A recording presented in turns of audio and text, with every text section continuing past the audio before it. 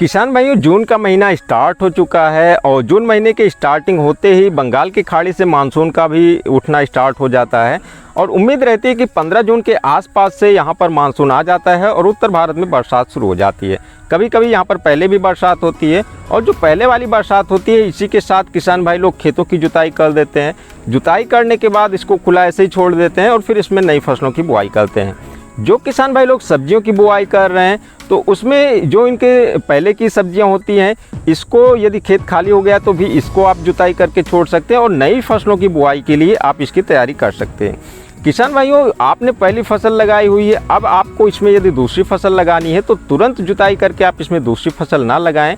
यदि खेत में मोथा घास अधिक है तो आप उसमें ग्लाइफोसेट का स्प्रे कर सकते हैं। ग्लाइफोसेट के स्प्रे के बाद करीब 10-15 दिन तक आप उसको छोड़ कर रखिए। जब उसमें से पूरी घास सूख जाती है फिर उसके बाद आप उसकी गहरी जुताई करवाइए, मिट्टी पलटने वाले हल से उसकी जुताई करवाइए और उसके बाद अंतिम जुताई आप रोटावेटर से करिए। और इस तरीके से अंतिम जुताई के समय आप अपने जो भी आप खाद का प्रयोग करना चाहते हैं उन खादों का प्रयोग करिए, फिर आप नई फसलों को लगाइए।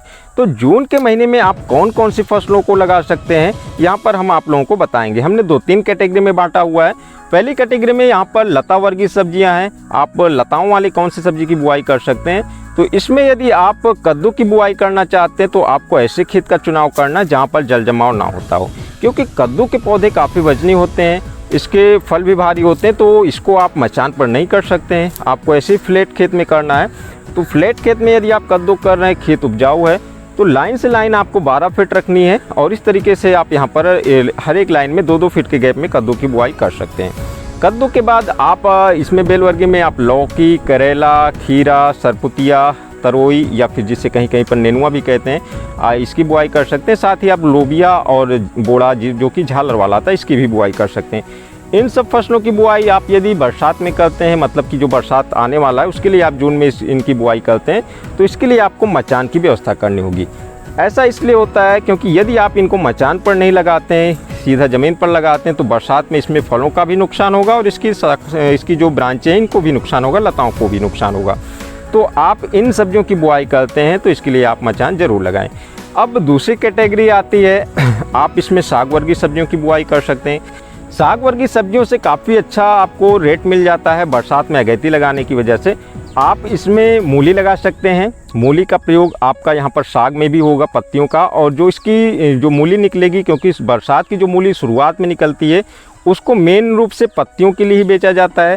नीचे शाखाएं थोड़ी मोटी होती हैं तो उसको उखाड़ कर बेच दिया जाता है, क्योंकि शुरुआत में हमें काफ़ी अच्छा रेट मिलता है। 40 से 60 रुपये केजी का भी थोक रेट हमें मिल सकता है। मूली के साथ आप यहाँ पर धनिया भी लगा सकते हैं। धनिया का भी रेट बरसात में काफ़ी अच्छा मिलता है। धनिया के बाद आप यहाँ पर पालक और चौलाई की भी खेती कर सकते हैं। पालक और चौलाई से भी आपको बरसात में आगे अगैती में अच्छा रेट मिल जाएगा और उत्पादन भी इसका काफ़ी अच्छा होता ही है। तीसरी कैटेगरी में हमने सब्जी वर्गीय फसलों को रखा हुआ है। इसमें आप नर्सरी तैयार करके बैगन, मिर्च, शिमला मिर्च, पत्ता गोभी, फूल गोभी, इन सब की खेती कर सकते हैं। साथ ही टमाटर भी लगा सकते हैं और इसी के साथ यदि आप भिंडी लगाना चाहें तो भिंडी भी लगा सकते हैं।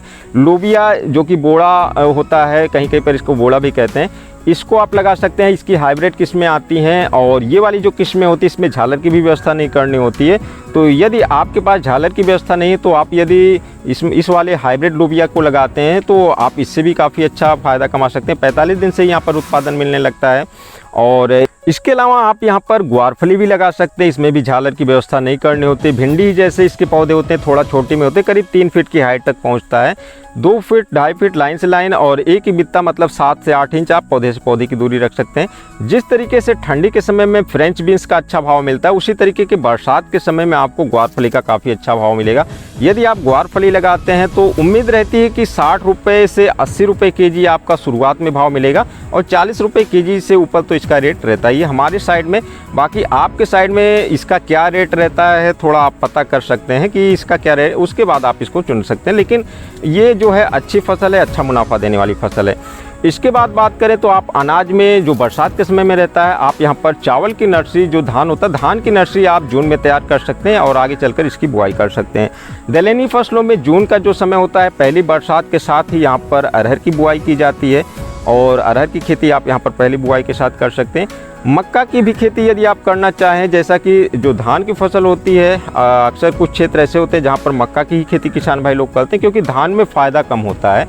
और मक्का की आप यदि खेती करते हैं तो गेहूँ जैसा फ़ायदा आपको यहाँ से हो सकता है। मक्के की बुआई करने के बाद आप इसमें से हरे चारे के रूप में भी इसका प्रयोग कर सकते हैं और अनाज के रूप में आपको फल मिलेगा ही। कम अवधि की फसल होती है, आगे अगैती में आप फिर इसके बाद सब्जियों की भी बुआई कर सकते हैं। तो धान के अपेक्षा मक्का थोड़ा एक जो है अच्छा ऑप्शन हो सकता है। और इस तरीके से इन सब सब्जियों की खेती करके यदि आप जून में इनकी खेती करते हैं तो अगैती में ये सब सब्जियां आएंगी और आगे चलकर आपको अच्छा रेट मिलेगा। तो किसान भाइयों, हमारी आज की वीडियो आप लोगों को कैसी लगी कमेंट बॉक्स में जरूर बताएं, और वीडियो अच्छी लगी हो तो लाइक करें, दोस्तों में शेयर करें, और ऐसे ही इंटरेस्टिंग वीडियो के लिए आप हमारे चैनल को सब्सक्राइब करें। तो मिलते हैं एक नई वीडियो में, तब तक के लिए नमस्कार।